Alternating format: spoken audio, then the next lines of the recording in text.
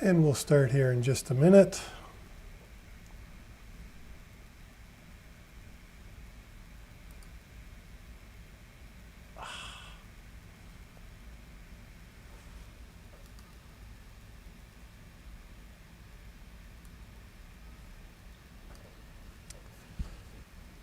Hope everybody's having a great day today. We got a lot of stuff here to cover in 15 minutes.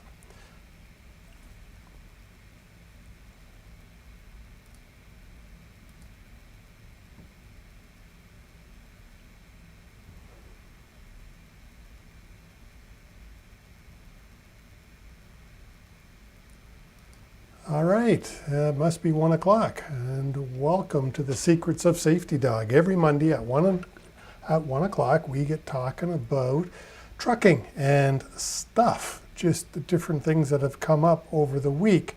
Let me just see here if I can, there we go. So we're talking about the news of, a driver got shot, there's assaults, all kinds of different stuff going on this week that I wanted to get into. All right, now let me share my screen with you. I hope I can do this correctly. And there I am. Oh, you don't want to see that. I wanted to show you this. All right, so somebody's asking out there, one of the CDL Life, is there a serial semi-truck shooting in a shooter in Michigan?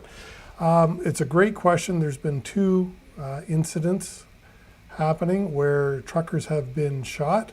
So I just want you to be aware of it. It's in Michigan, real close to home. Please be aware, be careful out there. The article that I read, the trucker was found shot on the side of the highway.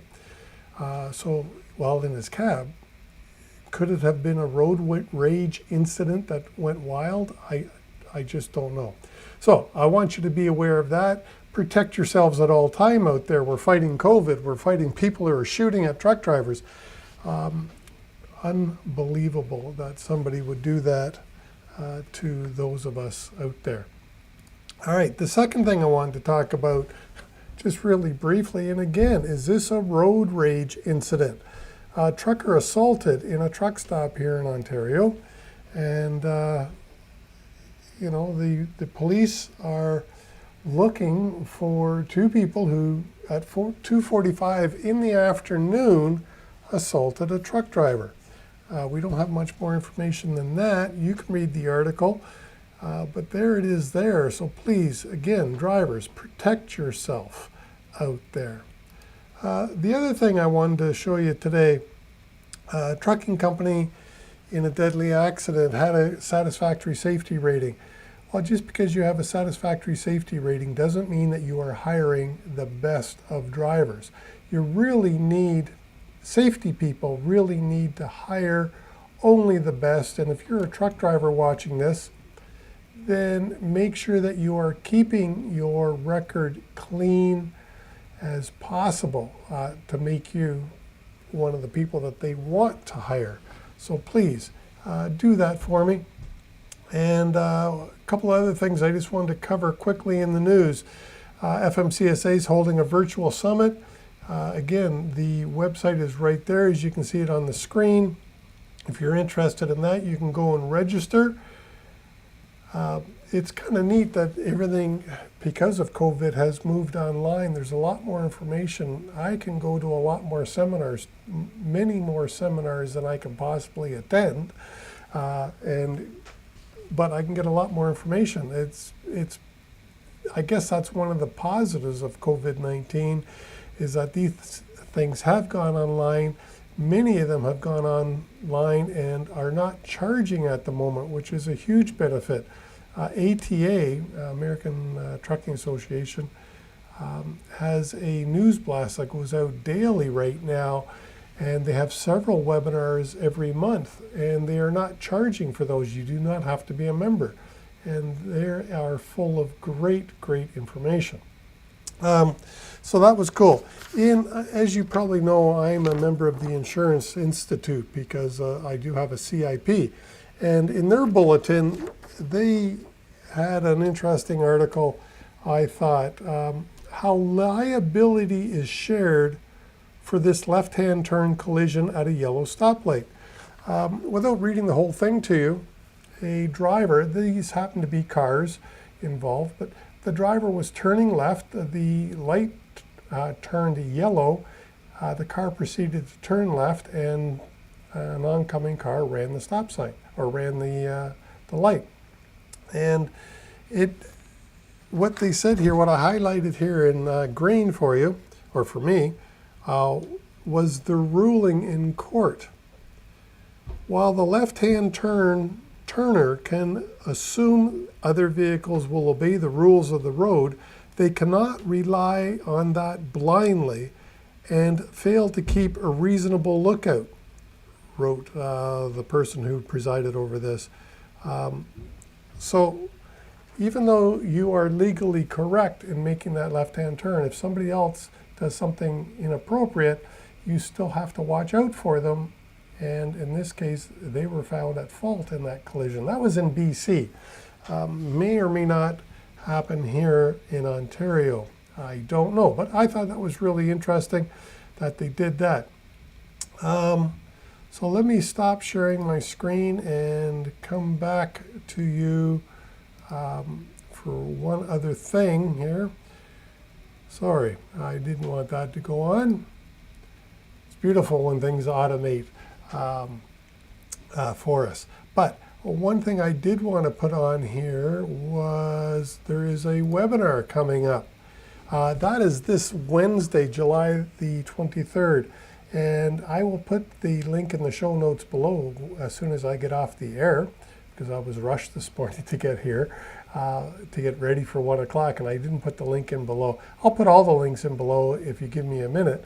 But I just wanted you to know that there is a webinar happening about the Canadian ELDs. Mike Millian from the Private Motor Truck Council and Andrea Hardy, who is the Director of Health and Safety at Petroleum Services Association of Canada, are both going to be speaking about why they need the ELD mandate to be extended. I'm the moderator. I am not speaking. I'm just going to try to keep this done. It's a 45-minute webinar. So if you have time on July the 23rd at 10 a.m., I would encourage you to join us for that. Lastly, I wanted to mention about driver files. Driver files, when it comes to driver files, road testing is really important, and the insurance industry is really looking now at every piece of the driver file. For any of you who have gone through a recent safety audit from your insurer, it doesn't matter which side of the border you're on, they are tearing driver files apart like never before. And so my tip to you is a couple of things about driver road tests. Driver road tests, even though some states and some provinces, they are not mandatory from an insurance point of view, I believe they think it is mandatory. Their point of view, of course, is why would you give somebody a couple $100,000 worth of equipment, your load, and the legal liability that goes with that if you didn't even take the time to take them on a brief road test. Now, when I say brief, I believe a road test needs to be about 2 hours in length.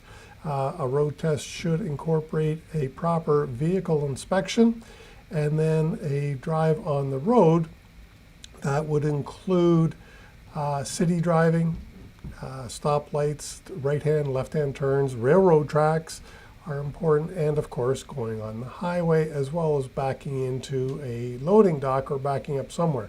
So that whole process, when I do it, takes me about 2 hours and needs to be properly documented. Really important for your driver files. So please do that. And with that, I think we will end this week's seminar. I really hope you take the time out to join us on the webinar if you can. And it's been only 9 minutes today, so we're doing a short live. Next week, I know that I've got Connor Page from Driver Check is going to appear live with us and talk about COVID-19 testing for truck drivers. So if you want to hear about that, please join us next Monday at 1. And for the podcast, my podcast that comes out every Friday at 10 a.m. Happens to be this week's release was Jeremy Thiel of Driver Check, and he's talking about COVID-19, of course, fitness for duty, and a little bit about cognitive testing. I was fascinated by that. I hadn't heard of that term before, and I didn't go as deep as I wanted to. Jeremy brought that up right at the end, and I just found that whole thing fascinating. So give a listen to that. I'll put a link in the show notes below. Other than that, Safety Dogs out. See you next Monday. Have a great week.